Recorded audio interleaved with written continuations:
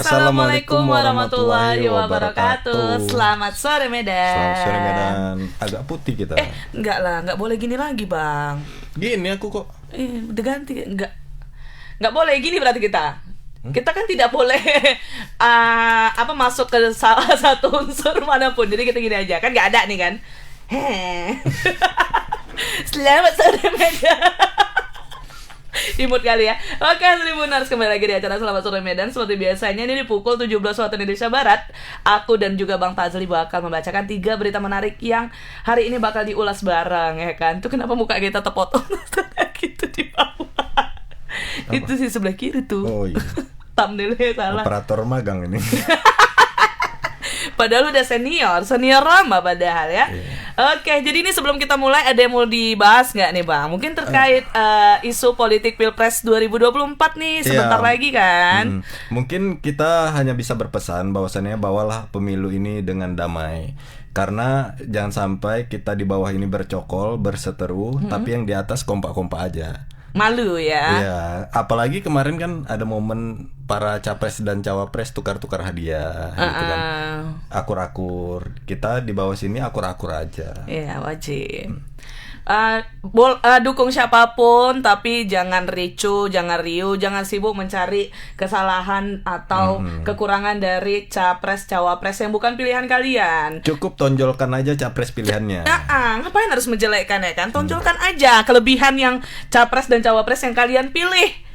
Agak aneh memang zaman sekarang kalau orang nyari kesalahan orang aja. Tapi kalau dibanding kehangatan 2019 kayaknya ini lebih slow lah, ya kan? Enggak serumit yang 2019. Iya, kayaknya. Tapi kan sebenarnya banyak dramanya juga sih Bang, kayaknya tiba-tiba keputusan drama MK. Itu karena Indonesia suka drama. Jadi disajikanlah drama-drama itu. Ya kan, banyak kan kayak yang tiba-tiba keputusan MK, habis itu yang MK itu kena dari MK. Sampai nanti 8 MK-nya. MK. Aku yang menjabat. Habis ya kan? Aku aja. Oke dah, kalau gitu kita langsung masuk aja nih ke berita pertama. Jadi ini ada sebuah warung makan di Jalan Sikambing, Kota Medan, diserang oleh 3 orang pria membawa senjata tajam, Tribunars.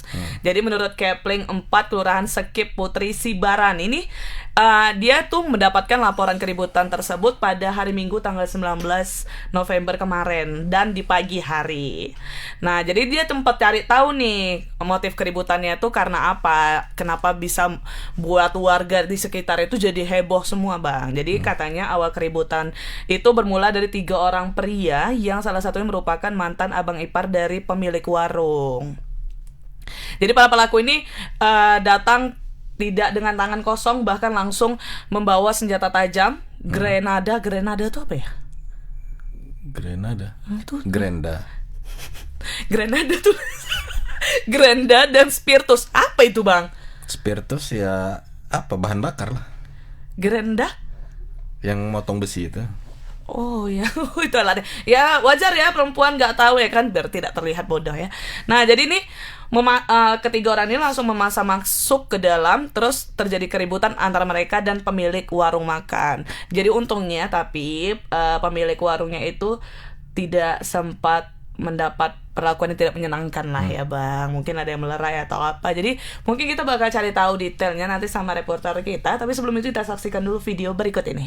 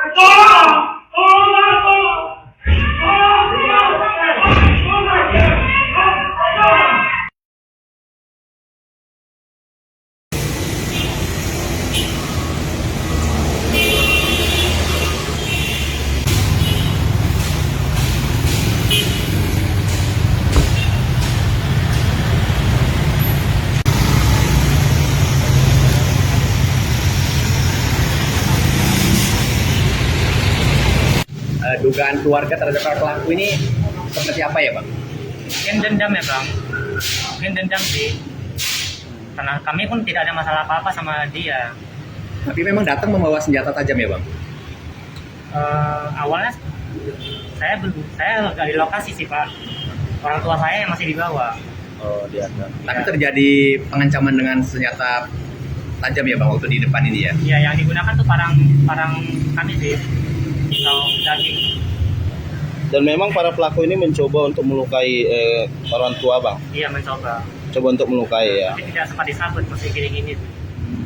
Tapi tidak sempat terluka, ada luka. Ada. Waktu saya rebut senjatanya Lukanya di bagian apa, Bang? di tangan sih. Tangan ya. Itu ayah ya? Iya, sama lagi. Pelaku waktu orang Abang minta bantuan masyarakat, pelaku itu mengunci diri di atas. Iya, pelaku yang satu mengunci diri di atas, yang satu lagi kami suruh warga tahan. Rupanya di atas pelaku terbakar. Belum. Dia masih ngurung diri di atas, setelah polisi datang baru mulai dibakar. Untuk mencegah polisi naik. Berarti dia panik ya? Iya. Berarti waktu dia diamankan dalam kondisi terluka bakar ya, Bang? Saat dia diamankan dalam kondisi luka bakar, Bang. Cuman dia terbakarnya kapan saya kurang tahu karena CCTV-nya sudah dicabut. Dia Dia melawan, Bang, sempat melawan ya pelaku. Berusaha kabur sih, Bang. Kalau melawan saya kurang tahu karena kejadian di atas. Kami tidak ke atas semua. Polisi yang dari atas lah semua. Bang, yang pelaku yang berhasil ditangkap berapa orang, Bang? 2, pelaku utama sama 1 supirnya. Terus yang bergumul itu yang sempat di depan pintu sama ibu itu gimana? Bapak saya, yang kabur itu udah sempat saya suruh warga tahan, cuman kabur. Itu lolos dia. Harapan Abang kepada pihak kepolisian apa, Bang? Saya coba diusut lah, Bang, dan pelaku dihukum seberat-beratnya lah, Bang, karena sudah meresahkan, Bang. kondisi Mengancam jiwa kami, buat trauma. Itu apa? kondisi orang tua gimana sekarang, Bang? Ya, Kondisi orang tua ibu saya berobat tuh, gimana, Bang? berobat. Ya inilah, mungkin kejiwaannya terganggu kan, syok dia kan. Kayak saya pun di sana lagi duduk tuh lemas-lemas. Ya saya minta polisi tolong inilah, usut tuntas lah, Pak. Tapi Berat-beratnya. motifnya tidak tahu sama sekali ya, Bang? Mungkin dendam, Pak. Saya kurang tahu juga. Karena dia tiba-tiba begitu. Kami tidak ada masalah apa dengan dia. Dia datang baik-baik, tapi kira kamu. Artinya dendam karena mereka berpisah dengan hubungan keluarga. Mungkin ya, Pak. Saya kurang tahu jelasnya. Mungkin. Ternyata sempat ya mendapat perlakuan yang tidak menyenangkan ya, sampai jerit-jerit gitu, dan warga tuh datang bantu nolongin. Ke arah dapur tadi ya? Jatuhnya buka pintu kayak langsung dapur gitu, karena kan rumah makan ya. Jadi mungkin langsung dapurnya. Terus yang mau dibaca juga katanya salah satu pelaku itu merupakan abang iparnya, Bang. Jadi kita daripada bingung, kita bagus langsung aja nih nanya sama reporter kita. Ada Bang Alfian Syah. Halo Abang Pian. Ya, halo Molly dan Dwi, selamat sore. Selamat sore. Bang Pian, ini kan tadi terlihat di video kalau ada 3 orang pelaku yang masuk ke dalam sebuah rumah makan dan melakukan perlakuan tidak menyenangkan dengan membawa senjata tajam. Itu seperti apa kronologi lengkapnya nih, Bang Pian? Silakan. Ya, baik Molly, Dwi dan juga Tribuners. Ya, untuk kronologis yang berhasil kita dapati dari lokasi itu, kejadian ini itu terjadi di hari Minggu kemarin, tepatnya itu pagi sekitar antara pukul 8 sampai pukul 9. Ketika itu ada 3 orang pria yang katanya itu awalnya memakai penutup wajah begitu, masuk ke dalam warung dari si korban ini. Nah, si korban ini kebetulan tidak mengenali awalnya karena mereka ini memakai penutup wajah begitu. Nah, tibanya di dalam rumah makan itu ataupun warung makan itu, ketiganya ini pun kemudian membuat keributan begitu di lokasi, sehingga pemiliknya ini pun melakukan mencegah begitu agar tidak terjadi keributan di warung tersebut. Nah, juga cerita rupanya diketahuilah setelah penutup wajahnya itu terbuka, diketahui bahwasannya salah satu dari pelaku ini merupakan mantan dari ipar si pemilik warung ini. Oh, mantan tapi ya? Iya, mantan. Nah, di sana terjadi keributan dan si pelaku ini juga pada saat itu sempat membawa senjata tajam yang berupa parang begitu.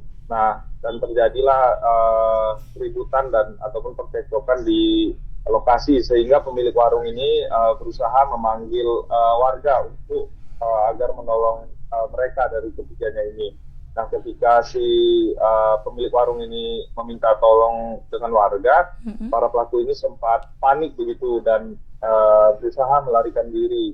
Nah, karena si iparnya ini itu berada di dalam warung dan tidak bisa lagi keluar, dia ini akhirnya melarikan diri ke lantai 3 di warung tersebut dan mengunci diri begitu di dalam ruangan begitu, sehingga tidak bisa pemilik warung itu ataupun tidak berani untuk ke atas begitu. Kemudian tak lama polisi yang mendapatkan informasi itu langsung mendatangi lokasi dan polisi pun langsung menuju ke lantai 3 untuk melakukan pengamanan terhadap si iparnya ini. Nah, sesampainya di lantai 3 itu kondisi ruangan itu sudah terbakar. Tapi belum diketahui secara pasti ini dibakar apakah memang sengaja dibakar oleh pelaku ini ataukah memang kebetulan terbakar begitu, sehingga si pelaku ini juga sempat terkena api. Menurut Ketlingnya itu mengalami luka bakar sekitar 70% begitu. Nah, setelah itu si pelaku ini pun langsung dibawa ke rumah sakit dan satu pelaku lagi yang sempat diamankan warga itu sempat diamankan oleh polisi dan satunya lagi itu sempat melarikan diri begitu. Nah, kasus ini tadi sudah kita minta keterangan juga dengan Kanit Reskrim Polsek Medan Baru. Dia mengatakan bahwa kasus ini saat ini sedang ditangani di Polrestabes Medan dan masih satu orang pelaku yang diamankan itu, Meli dan Bang. Oke, udah ada keterangan nggak Bang motifnya karena apa nih dilakukan penyerangan seperti itu?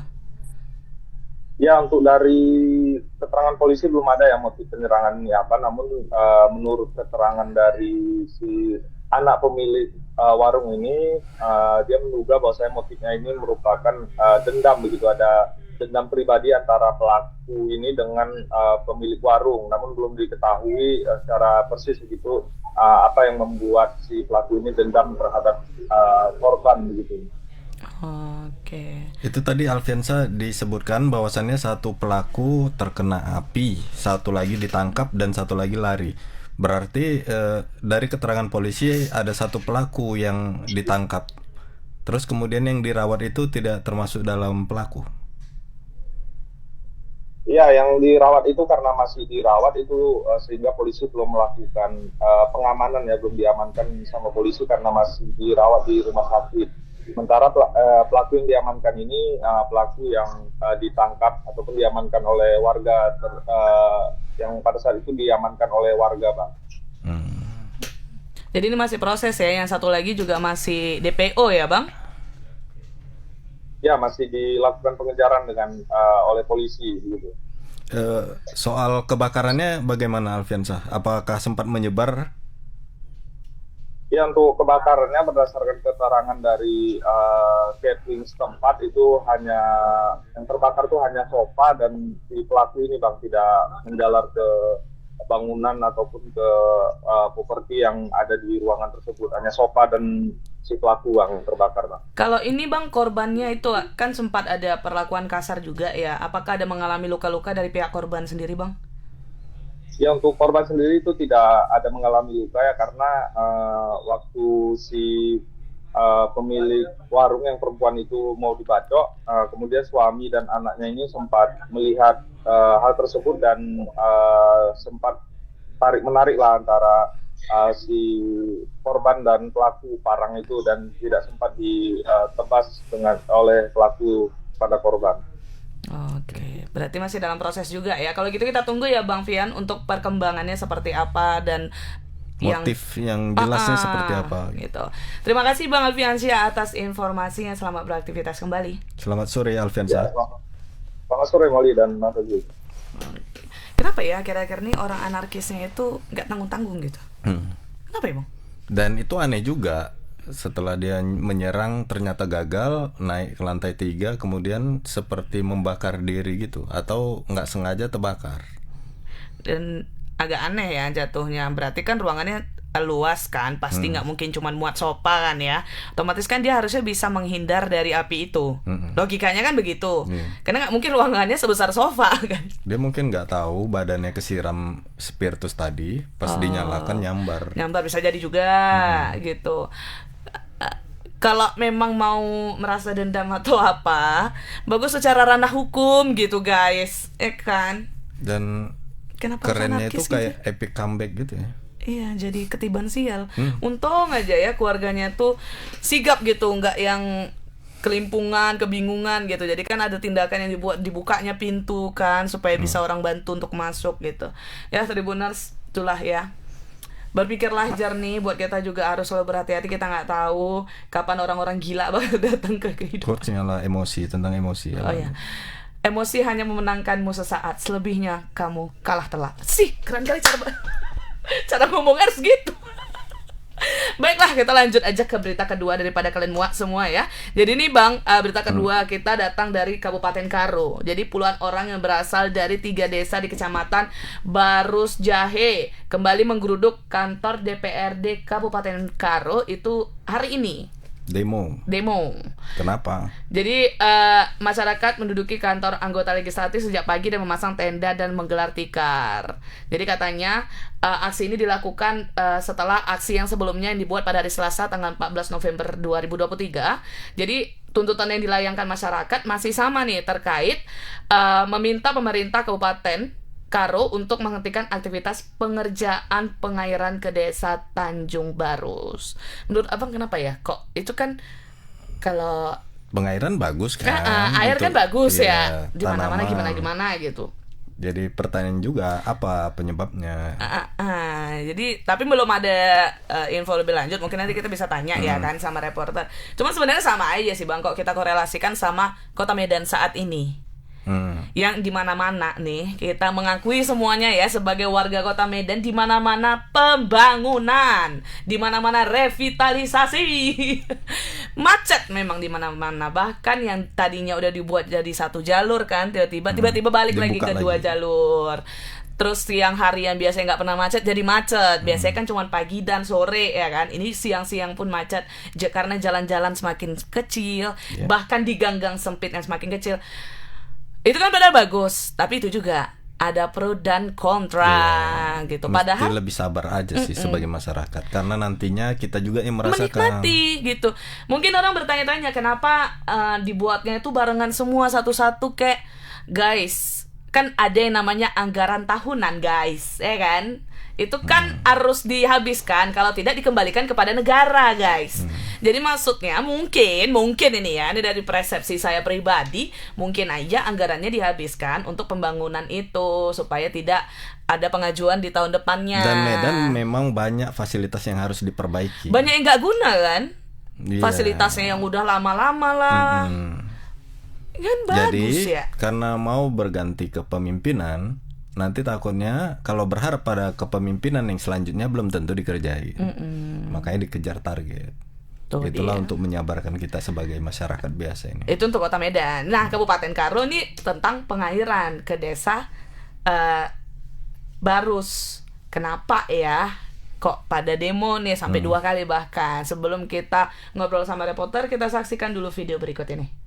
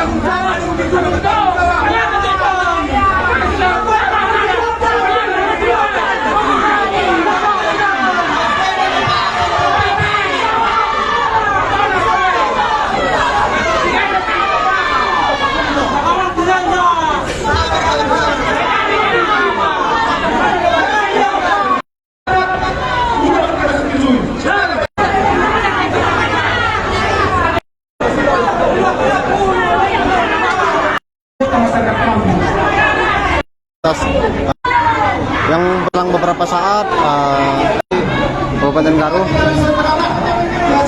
dibawa ke dalam kantor DPRD untuk dilepaskan, dan saat ini seorang pria tersebut yang sebelumnya diamankan karena diduga menjadi provokator sudah dikeluarkan, sudah dikembalikan ke masyarakat. Waduh, itu rame kali sih yang demo. Saya kirain cuma 10-20 orang, rupanya hampir satu desa tuh kayaknya. Ini kenapa ya? Kita langsung aja ke reporter, ada Bang Nasrul. Halo Bang Nasrul. Halo, selamat sore Kamoli, dan Tribuners sekalian. Selamat sore Bang. Bang, ini kenapa nih pihak dari desa meminta dihentikan proses pengairan yang ditujukan untuk desa mereka, bahkan itu karena apa sampai dibuat demo kayak gitu Bang Nasrul? Dapat saya jelaskan sedikit Kak, untuk aksi demo warga ini merupakan aksi lanjutan yang sebenarnya ini bukan merupakan demo, bisa dibilang awalnya ini masyarakat ini berniat atau diundang untuk RDP di kantor DPRD Kabupaten Karo. Pada hari ini yang sebelumnya masyarakat melakukan aksi demo ke kantor DPRD dan hingga akhirnya ke kantor Bupati Karo pada pekan lalu. Masyarakat ini minta untuk agar proyek pengairan yang menuju ke Desa Tanjung Barus, Kecamatan Barus Jaya itu dihentikan karena yang dikatakan masyarakat, sumber air yang diambil untuk pengerjaan ke Desa Tanjung Barus ini diambil dari satu sumber mata air yang sebelumnya digunakan oleh masyarakat 3 desa Kak, yaitu Desa Kabung, Desa Barus Julu, dan Desa Ujung Bandar. Nah, ini ada salah satu mata air inilah yang diairi ke Desa Tanjung Barus. Karena padahal selama ini dipakai oleh masyarakat 3 desa ini, sehingga masyarakat mengatakan kalau ini mata air ini disalurkan ke Desa Tanjung Barus maka akan mengurangi debit air ke 3 desa ini Kak. Dan masyarakat juga mengeluh beberapa waktu kemarin saat musim kemarau masyarakat juga mengalami kekeringan selama kurang lebih 3 minggu gitu Kak. Jadi masyarakat takutnya kalau misalnya ini dialiri juga ke desa lain akan memperkecil debit air yang mengalir ke desa 3 desa ini gitu Kak. Oke, jadi kan ini berarti sebenarnya bukan aksi demo, harusnya RDP, rapat dengar pendapat. Terus kenapa terakhir bisa jadi ricu gini Bang? Nah, tadi saya sempat mengikuti RDP mungkin seperempat waktu, terus di bawah sempat rame-rame, saya langsung ke bawah. Awalnya masyarakat ini bagaimana ya, RDP direncanakan pukul 10, namun RDP dimulai itu bisa dimulai pukul 2 tadi Kak, pukul 14. Waduh. Terus masyarakat yang sampai pukul 16 tadi, masyarakat sudah mulai mendekat gitu Kak. Yang awalnya di halaman di depan, tepatnya itu kalau di kamera itu di depan tangga, tangga mereka tadinya di situ menggelar tikar dan membuat tenda di situ menunggu cukup lama. Karena sudah cukup lama mereka mulai mendekat gitu Kak, mulai mendekat ke bagian pintu masuk kantor DPRD Karo. Nah, ini maksud mereka ini juga untuk mempercepat hasil dan mendapatkan hasil yang diinginkan oleh masyarakat. Namun setelah beberapa saat saya pantau tadi sekitar setengah jam, sempat semakin dekat hingga akhirnya terjadi kericuhan gitu Kak.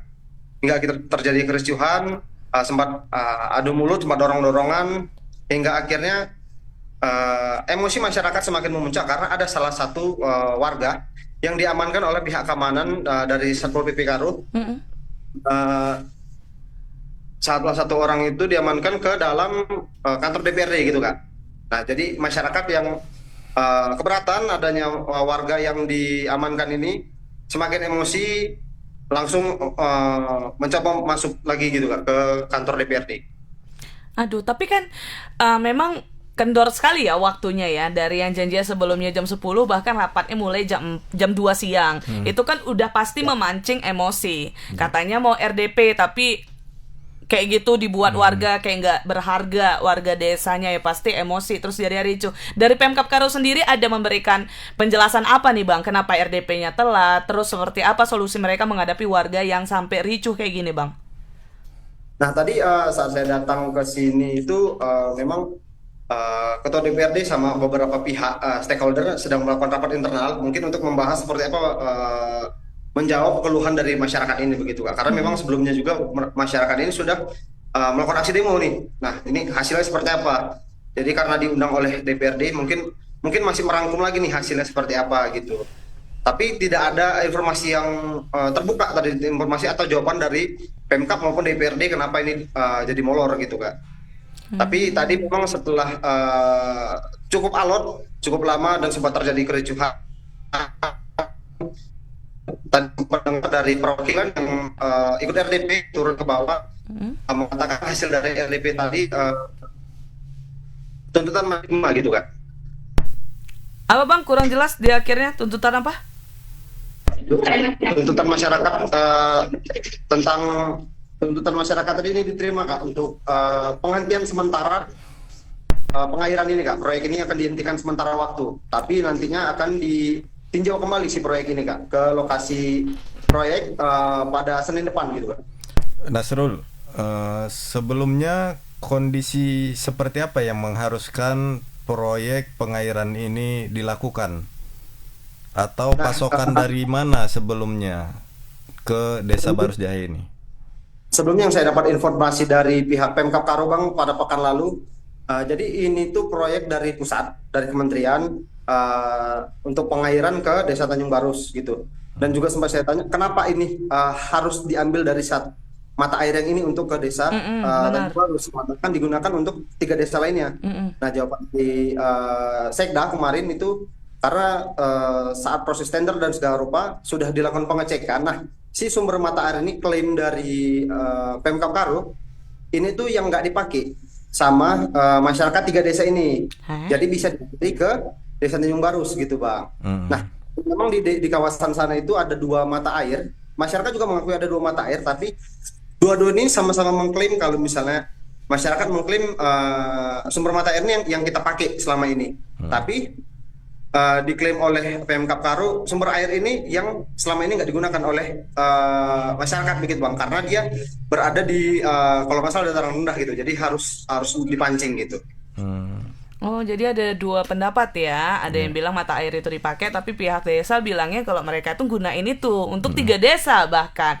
Jadi belum ada kepastiannya yang mana yang benar ya Bang. Tapi nah, ini masih terus dilihat karena dua-duanya punya perspektif yang sama gitu Kak. Benar sih. Tapi warga pasti was-was, saya takut apalagi sempat kekeringan 3 minggu itu kan gimana coba bapaknya nggak mandi 3 minggu. Mungkin bisa jadi mata air itu mungkin nggak dipakai untuk reguler setiap hari. Nah, mungkin menjadi cadangan ketika kekeringan. Nah, warga menakutkan itu.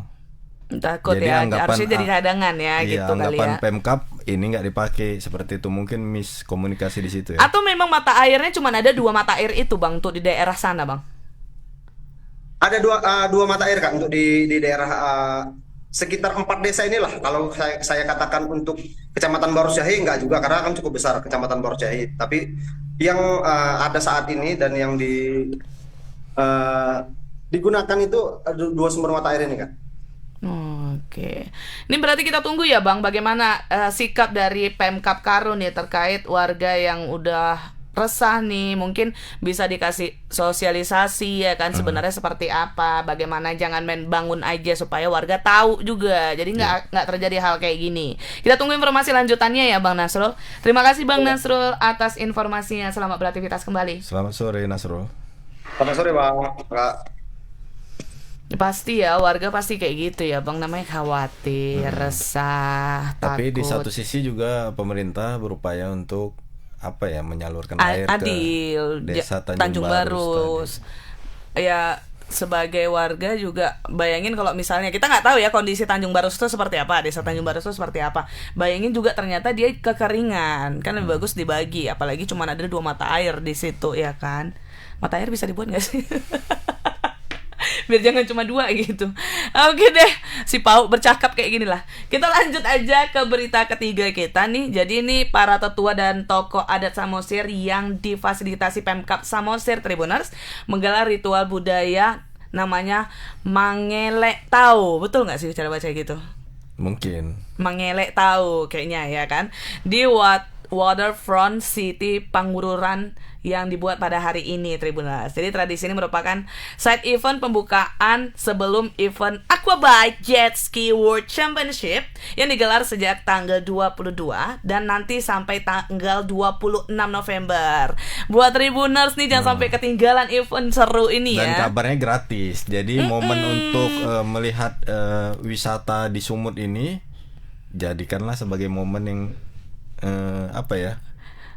momen nasional lah ya Iya, kan. karena acara bergengsi besarnya gitu. Sumut juga tergantung pada dukungan Anda juga. Bayangin gratis bisa ngelihat acara yang berkelas internasional gitu ya kan. Dan kemungkinan besar nih tidak akan padat Tribuners. Kenapa? Karena dibuat dalam 4 titik. Dengar kabar. Ya mungkin ada yang bertanya-tanya, aquabike itu apa sih? Bahasa simpelnya jet ski. Yang ini loh. Nah, Yang kayak sepeda tapi di air. dan dia bukan di kayu tapi di tangan. skuter tapi di air gitulah. Nggak mungkin kalian nggak tahu jet ski. Jadi bayangin ada perlombaan itu di daerah seru kita. Seru sekali ya. Jadi ingat tuh tanggalnya 22 November sampai 26 November. Titiknya di mana aja, Bang? Di Balige, di Samosir. Samosir, di Dairi. Satu lagi apa aku nggak tahu, lupa. Dan dengar kabar katanya untuk opening seremonialnya bakal dihadiri oleh Bapak Presiden kita, Bapak Jokowi. Nah, jadi ini untuk orang yang di daerah Samosir, Pemkab Samosirnya sendiri ngebuat ritual itu tadi, Mangelek tahu. Jadi ritual budaya ini dilaksanakan dalam rangka mensukseskan event Aquabike Championship 2023 yang akan berlangsung di 4 kabupaten yang berada di kawasan Danau Toba. Keren kali sih. Pastinya seru pasti. Ini ada videonya Tribuners, kita saksikan video berikut ini.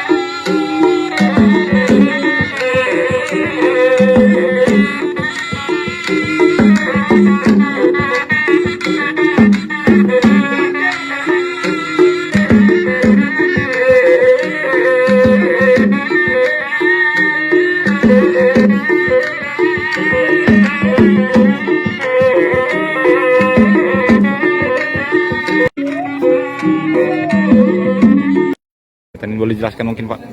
Baik, kegiatan kita hari ini adalah pagelaran ritual Pesta Budaya Batak sebagai wujud penyampaian doa kita kepada Tuhan melalui adat Batak, bagaimana kegiatan Aquabike Championship ini bisa berjalan dengan baik. Kemarin secara keagamaan kita telah melaksanakan ibadah raya dengan para tokoh-tokoh agama kita.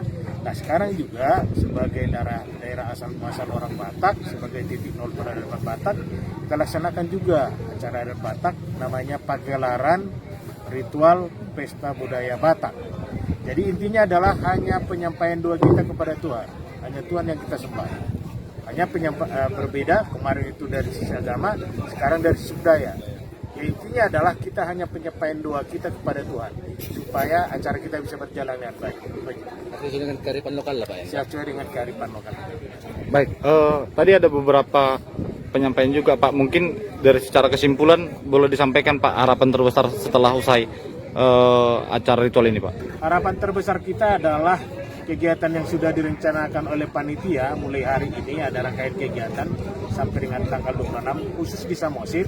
Kita akan ada kegiatan event sampai tanggal 25, kawasan Danau Toba sampai tanggal 26. Semua bisa berjalan baik-baik atas berkat rahmat Tuhan, ya. Tidak ada yang dapat marah bahaya, tetapi kita serahkan kepada Tuhan supaya semua acara bisa berjalan dengan baik.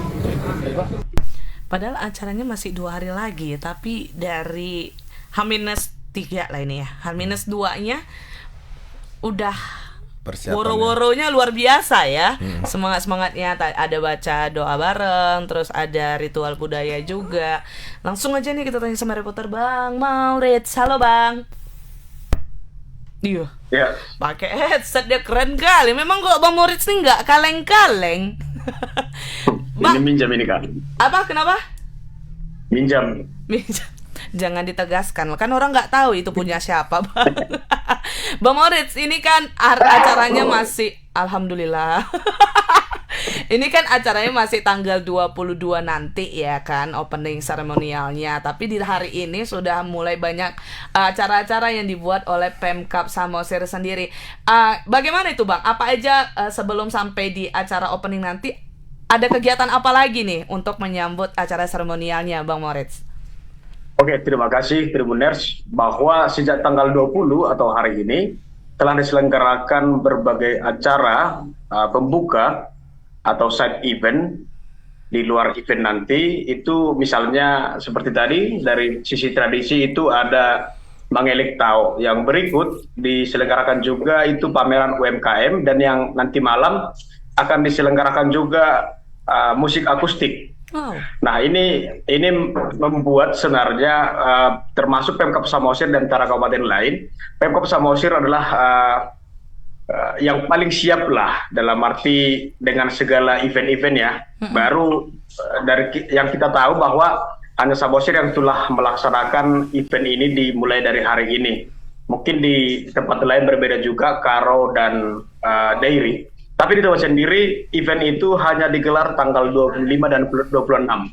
Sampai sekarang, ini di Toba masih kita lihat masih beres-beres. Ada yang masang baliho, ada masang apa lagi di sini. Belum mulai ya justru. Ya, tapi kalau di Samosir sendiri mereka sudah mulai ya. Ada side event, pameran UMKM, dan juga konser-konser yang diisi oleh artis-artis lokal maupun nasional. Dan kemungkinan nanti pada tanggal 24 itu ada peresmian Waterfront City, dan sekaligus menjadi venue utama juga untuk event ini, akan menghadirkan RI1 Presiden Joko Widodo, dan pada saat itu akan tampil seorang penyanyi handal lah yang Putri Ayu kalau nggak salah. Putri Ayu. Oh, yang America's Got Talent. Putri Aryani itu. Itu Putri Ayu itu kalau nggak salah dia sama apa ya? Dia menganut seperti kolosal dia. Maaf ya Kak Putri Ayu. Jadi seperti Leodra lah, Leodra. Jadi Putri Ayu duluan, baru Leodra muncul. Itu dia. Ada Leodra juga ya Bang? Seriosa. Leodra kemungkinan ke Dairi, tapi dari informasi yang kita dengar desas-desus bahwa dia nggak jadi, tapi Pemkab Dairi masih menunggu siapa pengganti Leodra nanti yang datang. Oh, belum tahu ya gestarnya siapa ya. Yang pasti yang bakal opening itu dari RI1 langsung. Keren. Bang, tapi Abang tadi ada informasiin kalau di 3 titik yang lain belum prepare kayak di Samosir. Kenapa Bang kok nggak sama nih berlangsungnya, nggak barengan gitu, nggak kompak orang gitu? Ya, Samosir kita tahu kan salah satu destinasi pariwisata lah, termasuk juga Dairi dan juga kawasan lain. Tapi dari amatan kita selama ini bahwa Samosir memang sudah men-switch bahwa pariwisata adalah prioritas ya. Berbeda dengan daerah lain. Kalau Karo kan masih ada pertanian, masih ada daerah masih ada lagi sektor lain yang mereka unggulkan begitu. Di Karo ada pesta buah dan pesta bunga juga. Di daerah juga termasuk seperti itu, masih dalam sektor pertanian. Di Toba, akhir-akhir ini Bupati Toba juga sudah men-switch bahwa skala prioritas untuk pengembangan di kawasan ini adalah pariwisata yang dulunya pertanian, begitu. Jadi itu kemungkinan yang membuat bahwa Pemkab Samosir terlihat lebih yakin dan juga terlihat lebih prepare-nya lebih lama lah dan eksekusinya lebih awal mereka tanggal 20 ini. Maurits, kalau untuk wisatawan bagaimana? Apakah sudah ada tampak peningkatan kunjungan wisatawan ke sana, daerah Samosir khususnya? Kalau di Samosir, hasil komunikasi kita terakhir dengan Disputpar itu, Tetine Baho mengatakan bahwa sekitar 60% penginapan yang ada atau hotel berbintang yang ada di Tuk-Tuk itu sudah full, Bang, full pemesanan. Tapi memang mereka sangat yakin bahwa sebelum atau 2 hari sebelum atau hari ini mereka sudah yakin dari sejak awal bahwa akan full, karena pada umumnya orang-orang yang berwisata ke kawasan Danau Toba adalah orang-orang yang melihat dulu dari media sosial. Nah, jadi bukan seperti orang di luar, misalnya orang Eropa yang sudah persiapkan hari liburnya kapan gitu. Tapi kalau biasanya orang-orang yang berlibur di kawasan kita inilah orang-orang yang melihat secara tentatif, artinya apa yang dilihat viral lalu dikunjungi begitu, Bang, kira-kira. Nah, biasanya kalau ada event-event seperti itu, biaya penginapan akan naik atau memang standar seperti itu saja? Nah, sudah ditegaskan, khusus di Samosir sudah ditegaskan paling besar itu naik 2 kali lipat. Artinya kalau harganya 300.000, paling besar itu paling harus 600 nggak boleh. Dan diupayakan itu harus di bawah itu, Bang. Dan itu sudah kesepakatan bersama dengan pelaku wisata. Dan itu pasti. Gitu ya, Bang. Tapi aku penasaran jadinya, Bang, kenapa dibuat di 4 titik? Kenapa nggak disatuin aja semua jadi satu tempat? Jadi kan acaranya lebih mewah tuh pastinya. Nah, ini mungkin kemarin kalau nggak salah Injurni mengatakan ini bentuk dari pemerataan juga, termasuk Menparekraf Sandiaga Uno dalam Juni kemarin itu disampaikan bahwa ini ada salah satu upaya supaya penyebarluasan perputaran ekonomi dan juga UMKM itu dapat disebar di kawasan Danau Toba. Nah, Toba sebenarnya ini kali kedua, jadi Toba nggak kaget lagi dengan acara ini. Sementara di Samosir kan ini kali pertama, termasuk juga di Dairi dan juga Karo. Artinya kalau Toba sendiri, katakanlah sudah punya pengalaman di F1 Powerboat yang diselenggarakan selama sepekan pada Februari lalu, kan. Benar. Tapi, Bang, untuk tiketnya, Bang, apa memang gratis kah atau ada informasi terbaru lainnya? Sampai detik ini masih gratis, kita nggak tahu. Kadang-kadang jangan dong. Kalau tiba-tiba bertiket kan gimana? Yang F1 kemarin bayar nggak sih? Bayar. F1 kemarin bayar dan itu sangat mahal ya. Berapa, Bang? Ada yang sampai 500 sekali duduk di situ. Untuk 1 hari? 1 hari 500. Mereka gunakan paket itu. Dan mereka juga Injurni waktu itu menggait beberapa rekanan, termasuk IO lokal. Mereka menyediakan tempat dan dari situ menonton dengan harga mahal juga. Tapi ini sebuah evaluasi juga dari F1 kemarin bahwa mereka menyediakan tempat yang sangat jauh, seperti Batu Hoda kemarin kan.